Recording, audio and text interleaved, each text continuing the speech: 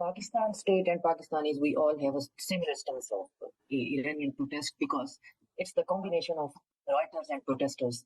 So organic protesters and inorganic Reuters, they are writing around, and that's what Pakistan's stance is. And recently, Pakistan has reiterated its firm stance to stand with Iran and not letting Iran fall.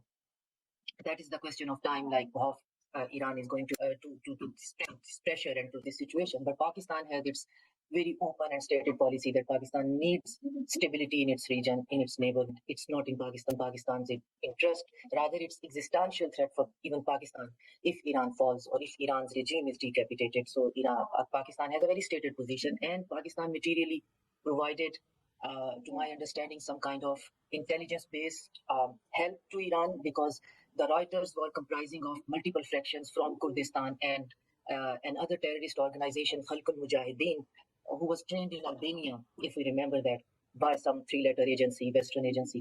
So Pakistan is providing help to locate them, and I think hundreds of them have already been arrested in Iran, and also Pakistan, with the help of China, also provided some technology to block Elon Musk's Starlink.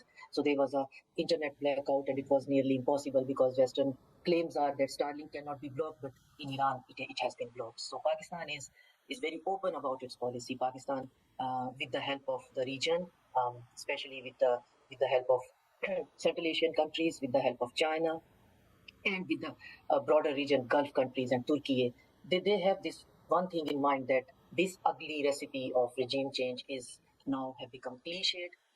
There is nothing new in that. These riots, these dead bodies, these peaceful so-called protesters and their propagandized Western media coverage is not new. So it's sometimes it's feel nauseated now, and everybody is prepared for that. But the only thing is how Iranian in inner power corridor are insulated from any outer pressure or threats. So that will be the last thing to see. Otherwise, Iran is pretty safe as far as its regional allies and friends are concerned, if that was your question.